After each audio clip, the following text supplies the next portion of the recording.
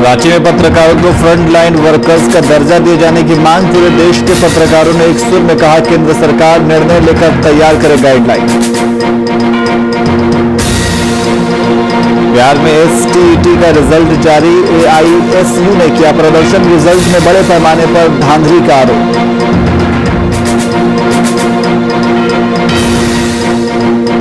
सोनभद्र में गौ सेवा संस्थान की ओर से रक्तदान शिविर का आयोजन। बड़ी संख्या में लोगों ने किया रक्तदान। लोगों ने कहा, रक्तदान है जरूरी।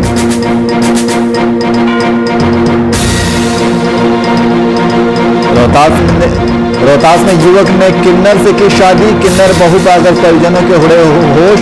क्षेत्र में चर्चा का विषय बनी युवक की शादी।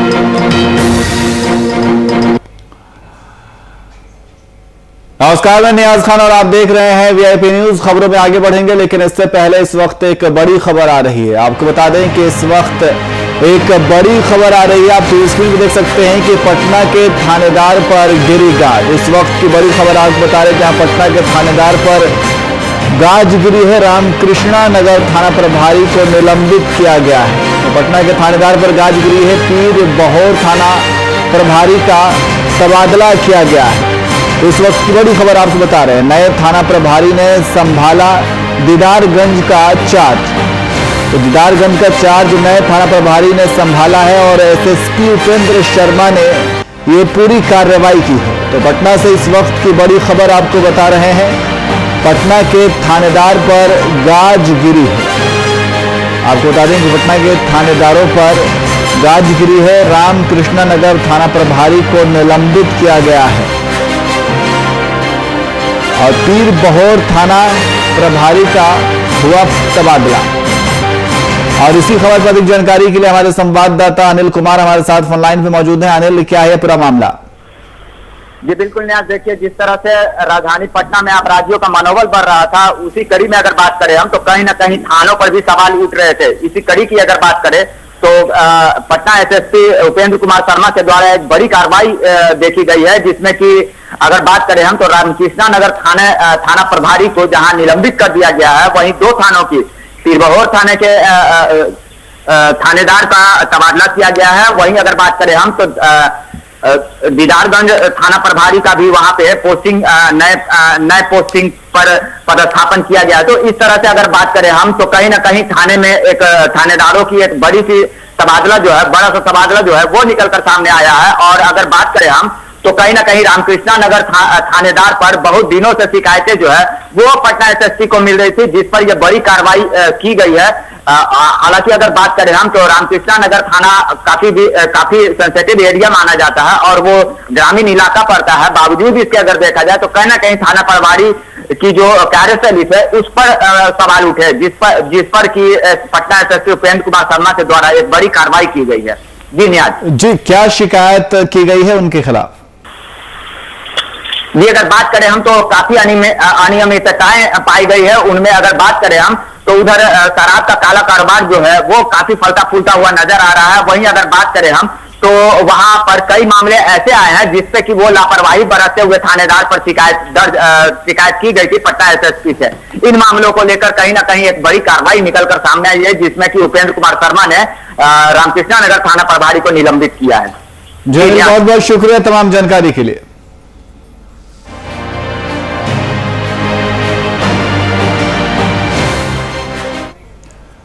अब खबरों में आगे बढ़ते हैं। तेजस्वी यादव के बयान को लेकर बिहार में सत्ता पक्ष के बीच काफी गहमा गहमी देखने को मिल रही है।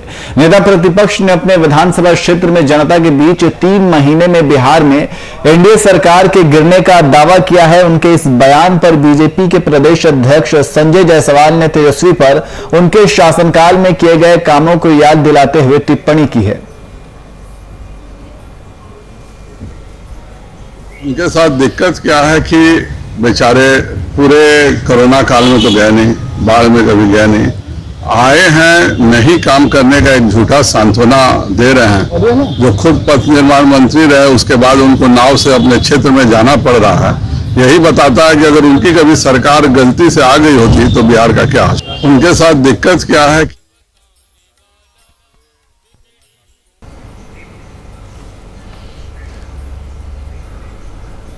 और कन्नौज में जिला पंचायत सदस्य के चुनाव के समय बागी तेवर देखने को मिला। चुनाव लड़ने को लेकर प्रिया शाक्य को एक प्रेस नोट जारी कर निष्कासित कर दिया गया था। वहीं अब जब जिला पंचायत अध्यक्ष चुनाव सामने आया तो अचानक ही उन्हें बीजेपी में बिना शामिल किए जिला पंचायत अध्यक्ष का प्रत्याशी बना दिया गया। वहीं जब पत्रकारों द्वारा इस मामले को लेकर सवाल पूछा गया तो पूर्व राज्य मंत्री बीजेपी विधायक अर्चना पांडे घबरा गईं और इस विषय में पूर्व राज्य मंत्री बीजेपी के शीर्ष नेताओं से जवाब लेने की बात कही है।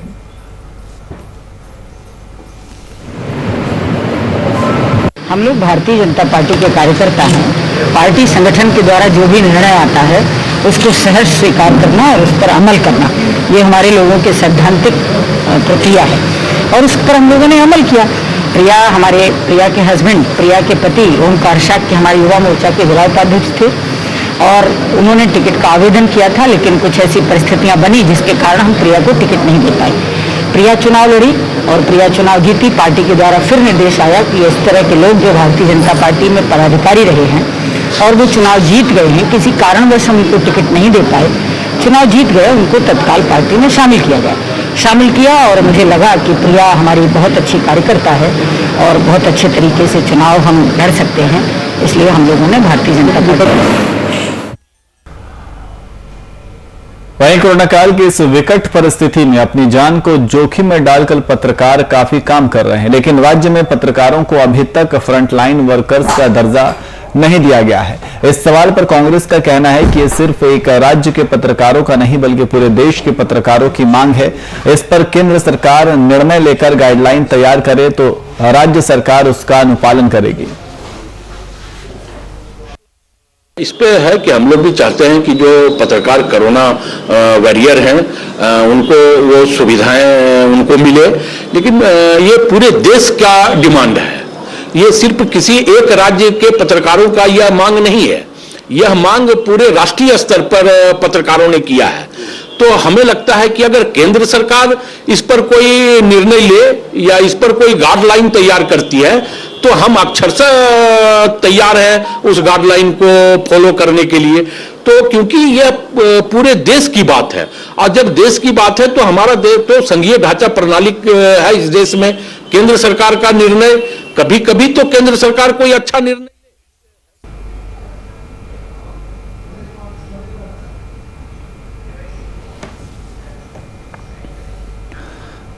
और बिहार में एसटीईटी का रिजल्ट जारी होते ही इसके खिलाफ विरोध की आवाज उठने लगी है। विरोध का ताजा नजारा मधेपुरा से सामने आया है, जहां ऑल इंडिया स्टूडेंट्स यूनियन की ओर से विश्वविद्यालय के गेट के पास धरना प्रदर्शन किया गया।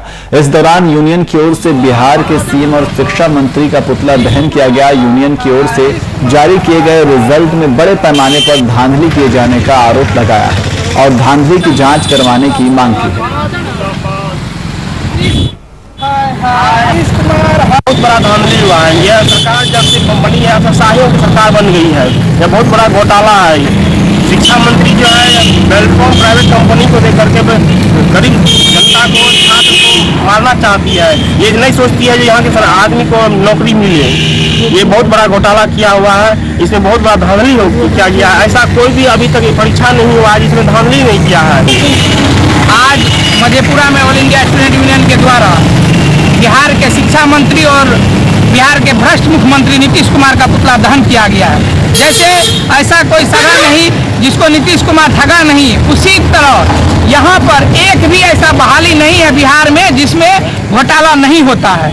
और अभी विगत 2 दिनों पहले जो एसटीईटी का रिजल्ट आया है, एक तो 4 साल 5 साल पहले एग्जाम होता है, उसके बाद गरीब छात्रों का रिजल्ट नहीं दिया जाता है, सिर्फ और सिर्फ पैसे लेकर के हीरो हीरोइन का रिजल्ट बिहार में दे दिया जाता है। अब बिहार में छात्र कम पढ़ते हैं, हीरो हीरोइन साउथ से आके यहाँ एसटीईटी पास कर जाते हैं। यह काफी दुखद है, बिहार के छात्रों के साथ अन्याय है। इसीलिए आज भूपेन्द्र नारायण मंडल विश्वविद्यालय के गेट पे बिहार के शिक्षा मंत्री और बिहार के मुख्यमंत्री का पुतला दहन किया गया।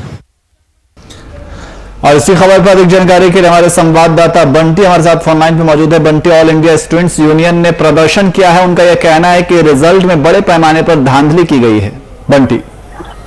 जी मेरा जैसे कि बता दूं कि लगातार जो है मधेपुरा में ऑल इंडिया स्टूडेंट यूनियन जो है विश्वविद्यालय अध्यक्ष सौरभ कुमार के नेतृत्व में लगातार मतलब जो है ऐसे जो है मतलब किए जाते हैं। बिहार के मुख्यमंत्री आज बिहार के मुख्यमंत्री व शिक्षा मंत्री का पुतला दहन किया गया है। सौरभ कुमार ने बताया कि बिहार की यह निकम्मी सरकार सभी बहालियों को प्राइवेट कंपनी के हाथों में देकर हर परीक्षा रिजल्ट से लेकर बहाली तक में घोटाले पर घोटाले करवा रही है। जी बहुत बहुत शुक्रिया तमाम जानकारी के लिए।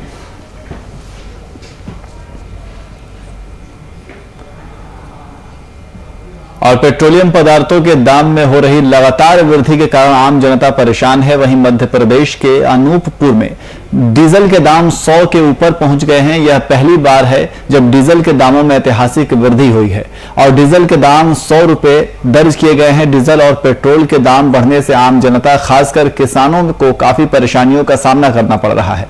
पेट्रोलियम पदार्थों के दामों में बेतहाशा वृद्धि से युवाओं में आक्रोश भी देखने को मिल रहा है। बहुत हुई महंगाई की मार, अब की बार मोदी सरकार। ऐसे नारे हमको गाए बजाए सुनने को मिलते थे जब कांग्रेस की सरकार हुआ करती थी और अंतर्राष्ट्रीय बाजार में कच्चे तेल की कीमत बहुत ज़्यादा होती थी। तब भी मनमोहन सिंह की सरकार, कांग्रेस की सरकार उस पर अपना वेट हटाकर, टैक्स नहीं लगाकर देश के लोगों को कम दर में उपलब्ध कराती थी। आज आप देख रहे हैं कि डीजल भी शतक पार कर गई है। पेट्रोल तो पहले ही शतक पार कर गया है, डीजल आज अनूपपुर जिले में शतक पार कर गई है, 100 के पार हो गई है। मोदी जी को मैं साफ शब्दों में कहना चाहता हूँ, कच्चे तेल की कीमत अंतर्राष्ट्रीय बाजार में कम है, उसके बावजूद आप जनता को महंगे दर में पेट्रोलियम पदार्थ उपलब्ध करा रहे हैं, उसमें कमाई कर रहे हैं। निश्चित रूप से दुर्भाग्यपूर्ण है। आपको जनता को राहत देनी पड़ेगी। युवा कांग्रेस और कांग्रेस अब निर्णायक लड़ाई बल्कि आर पार की लड़ाई महंगाई के खिलाफ लड़ने के लिए तैयार।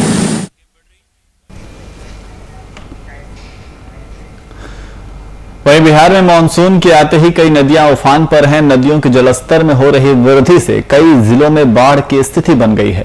नदी किनारे बसे कई गांवों में बाढ़ का पानी भी घुस गया है। मुजफ्फरपुर के मुशहरी प्रखंड स्थित मधुपुरा पंचायत में अकबरपुर से बहादुरपुर को जोड़ने वाला टेनी बांध बूढ़ी गंडक के तेज धार के कटाव के कारण धराशायी हो गया। टेनी बांध में कटाव की सूचना पर मुशहरी अंचलाधिकारी और आपदा प्रभारी मौके पर पहुंचे और मनरेगा के तहत मिट्टी भरवाने का निर्देश दिया।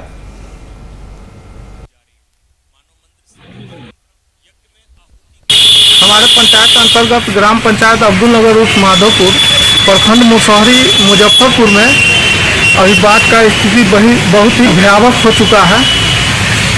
अभी वर्तमान में बहादुरपुर का एक बांध बना था, वो बांध भी कट चुका है। ग्रामीणों को रहने के लिए ऊंचे स्तर का चयन किया गया है, वहाँ लोग शरण लेकर रह रहे हैं। बढ़िया पदाधिकारी कोई आए थे यहाँ बांध का निरीक्षण करने टूटने पर? सीओ साहब आए थे और आपदा प्रबंधन के प्रभारी महोदय आए थे और डीएम साहब से, बड़िए उप समहर्ता से और अनुमंडल पदाधिकारी से मार्गदर्शन लेकर के अब चले गए।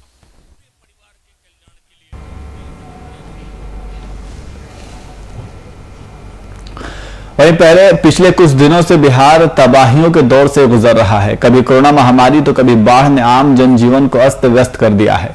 राजधानी में कई मंत्रियों के बंगले में पानी घुसा है तो दूसरी ओर पूर्वी चंपारण के बंजरिया प्रखंड के दर्जनों गांव बाढ़ के पानी में डूबा हुआ है। लोग तबाही में जी रहे हैं। इसी बीच एक तस्वीर आई है जिसमें एक शख्स ने अपनी मां को इलाज के लिए पानी में खाट पर रखकर 14 किलोमीटर दूर अस्पताल पहुंचाया। तस्वीरों में आप साफ तौर पर देख सकते हैं कि किस तरह से नाव पर खाट और उस खाट पर सोई बीमार महिला को किस परिस्थिति में अस्पताल तक पहुंचाने का जद्दोजहद किया जा रहा है। हमनी के कोनो साधन नहीं थे। जब बाढ़ आ जाता तब खटिया पर लटका कर डेगी पर लदा के आवतानी से डॉक्टर से भेंट रही के हमनी के आउगा तेज बरतानी से बहुत तरह के दिक्कत बा। कोनो साधन नहीं के बाढ़ के कारण बहुत तरह के दिक्कत हो जाला। यहाँ रोड के ऊपर बहुत ज्यादा पानी हो जाला। यहाँ पे ना सरकारी नाव बा, ना स्टीमर बा, ना कुछ बा। जब भी सफर करे पड़ेला प्राइवेट नाव के द्वारा सफर करके पड़ेला। अगर कोनो तरह के अगर परेशानी हो, तबियत खराब हो गई तो यहाँ न गाँव में न हॉस्पिटल बा, न कुछो बा। इंतजार कर सवेरे 9 बजे के बाद में कोनो तरह के प्राइवेट नाव के सहारा साधन लोगों को पड़ेला, सहारा लोगों को पड़ेला। कोई राहत सामग्री ना सरकार की तरफ से अभी तो कोई राहत सामग्री। और कोरोना काल में कई अस्पतालों में खून की कमी की खबर लगातार सामने आ रही है। इसी को देखते हुए सोनभद्र में अखंड भारत गौ सेवा संस्थान द्वारा रक्तदान शिविर का आयोजन किया गया। इस रक्तदान शिविर में कई लोगों ने रक्तदान किया। वहीं रक्तदान को लेकर लोगों में काफी उत्साह देखने को मिला। बता दें कि यह सारा खून संस्थान द्वारा जिला अस्पताल को दी जाएगी।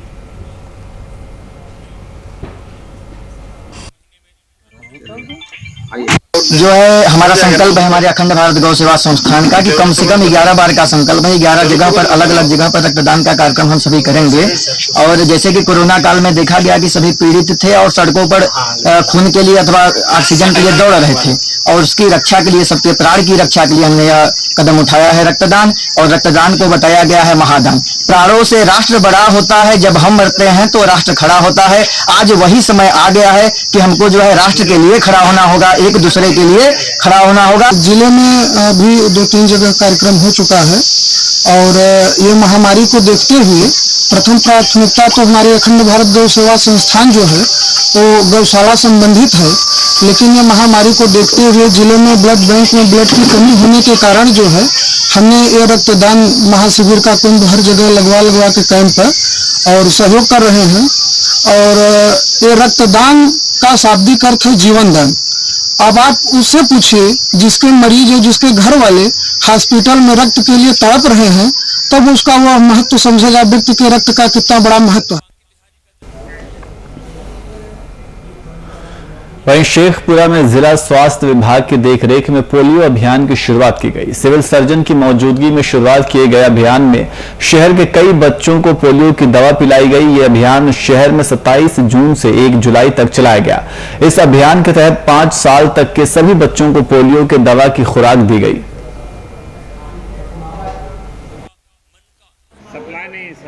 अभी जानते हैं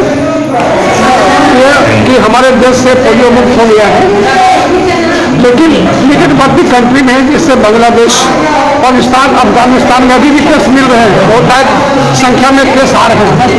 तो पड़ोसी देश में जब तक नहीं सब तक रहते हैं तब तक इंडिया में भी टीकाकरण चलता रहेगा। आज दिन से 27 जून 2021 से 1 जुलाई 2021 तक 5 दिवसीय पोलियो कार्यक्रम चलेगा।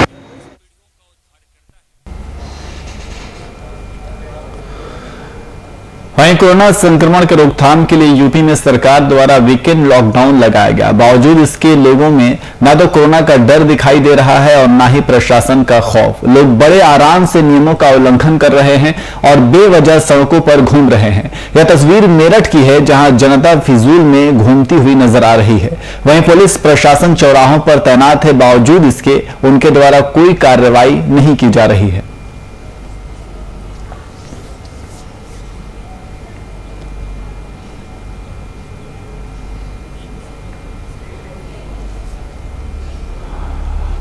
और झारखंड सरकार द्वारा कोविड-19 महामारी के बचाव को लेकर तीसरे वीकेंड में संपूर्ण लॉकडाउन का सख्ती से पालन करवाया जा रहा है। पाकुड़ के कई प्रखंडों में तैनात पदाधिकारी लगातार रूप से बाजार स्थलों का मुआयना कर लॉकडाउन के पालन को सुनिश्चित करने में जुटे हुए हैं। जिले के हिरापुर प्रखंड में निरीक्षण के दौरान सीओ ने लॉकडाउन का पालन नहीं कर रहे 2 दुकानों के खिलाफ कार्रवाई की। उन्होंने दुकानों को बंद कराते हुए दुकानदारों को थाने में बुलाकर बॉन्ड लिखवाया।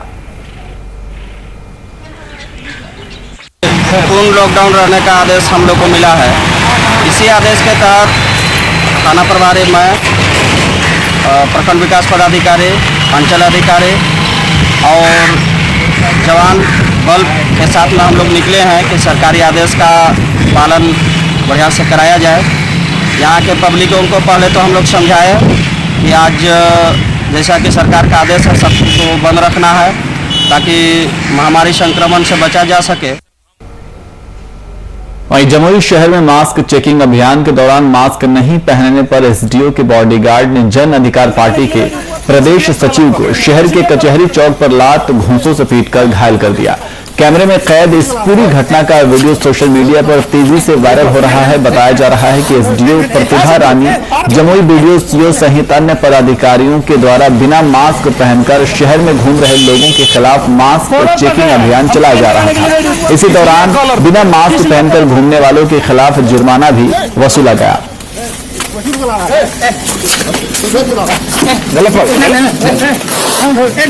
के लिए रेडी थे, फाइन इसके बाद कॉलर पकड़ के खींच के लेके आया। इसके बाद देखिए मारा पीटी भी किया।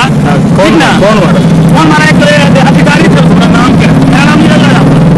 झगड़ा हुआ हम आ रहे थे तो बोला कि चलो गाड़ी चाबी ले लिया। बोले सर हम चलिए फाइन कराने के लिए रेडी हैं। घटना यहाँ चौकाचरी पास हुआ। क्या है आपका हाथ कालर क्यों पकड़ा? कालर इसलिए पकड़ा कि चलो खींच के चलो, मुझे मास्क नहीं पहनले चलो। हम तो बोले चलिए सर फाइन कराते हैं। मतलब फाइन नहीं कराने के लिए फिर मारने लगे, पीटने लगे। क्या नाम हुआ आपका? मेरा नाम नीरज हुआ। घर कहाँ पड़ता है? घर देना पड़ता है। मेरा नाम हुआ नाम हुआ मेरा अधिकार पार्टी का प्रदेश सचिव हूँ मैं। वही रायबरेली जिले में अवैध असलहे का क्रेज बढ़ रहा है। मामला गदागंज थाना क्षेत्र का है। इसी कड़ी में अवैध असलहे के साथ दहशत फैलाने पहुंचे हिस्ट्री शीटर बदमाश को ग्रामीणों ने पकड़कर पुलिस को सौंपा, पर पुलिस ने अपराधी को छोड़ दिया।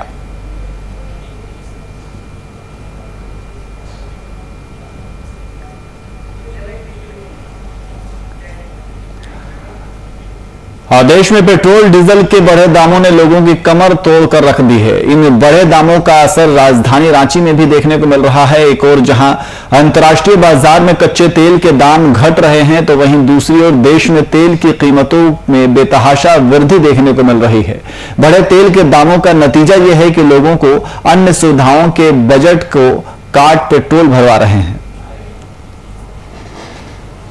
बहुत हो रहा है पेट्रोल डीजल का जो दाम बढ़ा है। पॉकेट समझिए कि जो खर्च होना चाहिए उससे डबल तिबल खर्चा हो जा रहा है। जो बजट 5,000 में घर का होता था, आज जस्ट डबल हो गया।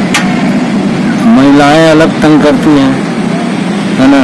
राशन का स्थिति जो है, आदमी क्या खरीदे क्या नहीं खरीदे, अब ये स्थिति है। थाली में अच्छा भोजन मिलना अब लगता है असंभव हो गया। पहले सब जितना भी आते थे, पहले फूल अधिक कराते थे, अभी 150 लेके काम चला रहे हैं। सब बोलते हैं इस तरह का महंगा जो हो गया है, अभी सबके लिए माने घर चलाना भी मुश्किल हो गया। अभी कोरोना का समय, ऐसे काम धंधा चल नहीं रहा है। उसका वजह से मान लीजिए जो भी पहले 200-300 फूल टंकी तो अधिक होता था, अभी 150 लेके ही सब काम चला रहे हैं। कि मान लीजिए सरकार बढ़ाते जा रहा, रोज दिन कुछ पैसा बढ़ते रहते हैं। उस वजह से अभी ज़्यादा तेल का बिक्री बटा भी थोड़ा सा डाउन हो।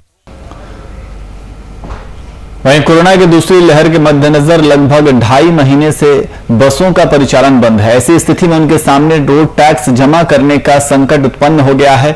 हर 3 महीने में बसों को रोड टैक्स भरना पड़ता है और यदि टैक्स नहीं दिया गया तो उन पर भारी जुर्माना लगाया जाता है। बताते चले कि 2.5 महीने से बसें बंद हैं और निकट भविष्य में पहले की तरह उनके चलने की भी संभावना नहीं है। ऐसे में बस वाले परेशान हैं कि वे रोड टैक्स कैसे अदा करेंगे। इसके अलावा इससे जुड़े हुए व्यवसाय बस के लिए यात्री बुलाने वाले, हॉकर, टिकट काटने वाले, काउंटर संचालक, एजेंट, बस चालक, कंडक्टर और खलासी शामिल हैं। हमें टैक्स तो भरना ही है। पिछले 2 साल से तो हम टैक्स भरते आ रहे हैं, सिर्फ टैक्स ही भर रहे हैं। सरकार हमारा हमसे टैक्स लेती है, लेकिन हमारी बस नहीं चलने देती। और ट्रेन चल रही है, ट्रेन में तो सबसे ज़्यादा लोगों के प्रोडक्ट यूज होते हैं। बस में तो फिर भी अब PVC और फाइबर लगती है और सरकार टैक्स माफ कर नहीं रही है। काफ़ी मुश्किल में है। सरकार ने जीवन और जीविका चलाने के लिए प्रतिबद्ध होकर के सभी सेक्टर के दुकानों को और सारे इंडस्ट्रीज को खोल दिया है, लेकिन हमारा बस व्यवसाय आज भी ठप है। बस व्यवसाय में डायरेक्ट और इनडायरेक्ट पूरे राज्य में 2 लाख लोग प्रभावित हैं। ठेला में चना बेचने वाला से लेके, गाड़ी धोने वाला से लेके, गाड़ी में हवा भरने वाला तक सारे लोग इसमें परेशान हैं। और ऐसे लोग अधिकतर हैं जो रोजी रोटी रोज कमाते, रोज खाते हैं। बस हम लोग परेशान हैं। चूँकि जो 2020 मार्च से जो हम लोगों पर ये गिरा है सरकार के तरफ से गाज, वो आज तक चालू है और हम लोगों के दुख और तकलीफ को सरकार समझने की कोशिश नहीं कर रहा है। हम लोगों को भगवान भरोसे छोड़ दिया गया है। हम लोग रोजगार देने वाला संस्था है, हम लोग सरकार का ही काम करते हैं कि अनएम्प्लॉयमेंट सॉल्व करते हैं और हमारा इस चीज को भी सरकार ध्यान नहीं दे रही है। पूर्व में 2020 से जो बसें बंद थी, उसके बाद जब लॉकडाउन टूटा सरकार ने बस परिचालित करवाया। बस परिचालित करने के दौरान भी वो नुकसान का भरपाई आज तक हम लोग नहीं कर पाए और परेशानी की बात करेंगे तो हमारे पास न तो अब EMI का पैसा है, न तो हम टैक्स का पैसा दे पा रहे हैं, न हमारे जो बस मालिक वो इंश्योरेंस करा पा रहे हैं। तो केवल और केवल ये कोरोना काल में बस मालिकों को ही दबाया जा रहा है झारखंड में, जबकि अन्य स्टेट कई स्टेटों ने इसका फायदा सभी बस मालिकों को दिया, लेकिन हमारे झारखंड में आज तक हमें इसका फायदा। वहीं बच्चों में विकलांगता होने के प्रमुख लक्षणों में से एक पोलियो है, जिसे जड़ से खत्म करने के लिए जिले में अंतर्राष्ट्रीय पल्स पोलियो अभियान की शुरुआत civil surgeon doctor Sunil Kumar Jha ने सदर अस्पताल में बच्चों को पोलियो ड्रॉप पिलाकर की। इस दौरान सर्जन ने बताया कि पोलियो एक गंभीर बीमारी है जो किसी व्यक्ति के शरीर को लकवाग्रस्त कर देता है। इससे होने से पहले ही खत्म कर देने के लिए नवजात से लेकर 5 साल तक के बच्चों को पोलियो की दवा पिलाई जा रही है।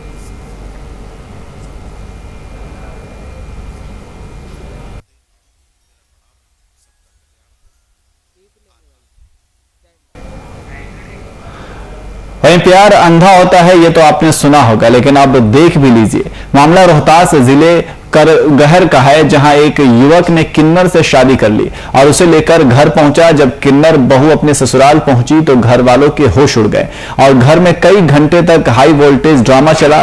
देखते ही देखते गांव की महिलाओं और पुरुषों के भीड़ इकट्ठी हो गई। विवाद बढ़ता देख गांव के लोगों ने किन्नर बहू को समझा बुझाकर वापस भेजा, लेकिन एक सामान्य युवक की किन्नर से शादी करना क्षेत्र में चर्चा का विषय बना हुआ है।